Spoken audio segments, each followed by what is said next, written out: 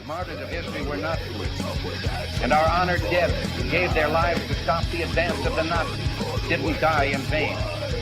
Where then is the road to peace? Or the simple answer after all? You and I have the courage to say to our enemies, there is a price we will not pay. There is a point beyond which they must not.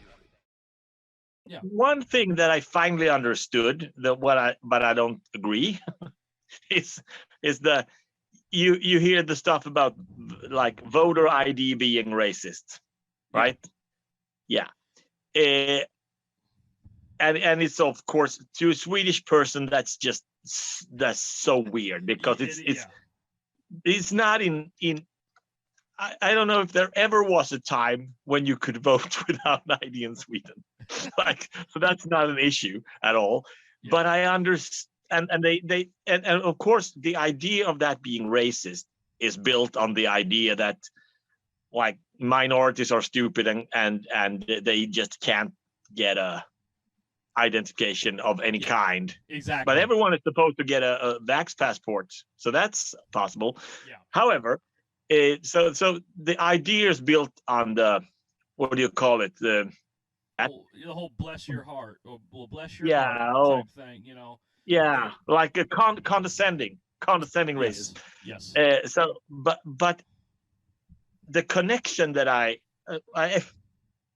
get what the idea comes from after listening to what they did in the South to maneuver, because they had the 13th Amendment and they had the 14th Amendment and they had all this stuff, but they kind of found ways around that. Like if you don't own at least 2 cows, you can't vote. Or if your grandfather couldn't vote, you can't. The grandfather clause, like clause.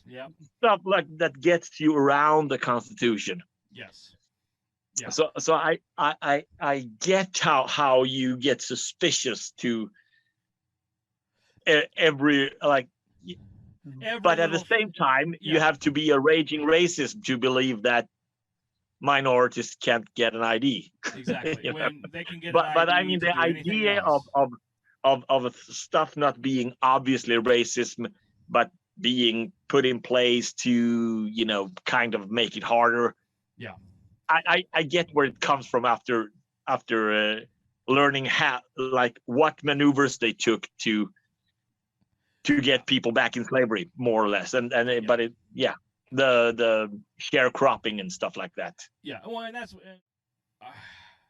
I kind of understood and agreed a little bit more back when they first started voting in this country, where you had to have a stake. You know, if you had 0 stake in society, that's why you had to be a certain age. Back in the very beginning, you had to own property because it made sense. And I'm not saying that I have a problem with that now. I'm just saying I can understand that. Like, okay, you have a dog in the race. You have a dog in the race. You have a stake in what's going to happen, what's going on with the laws. You know.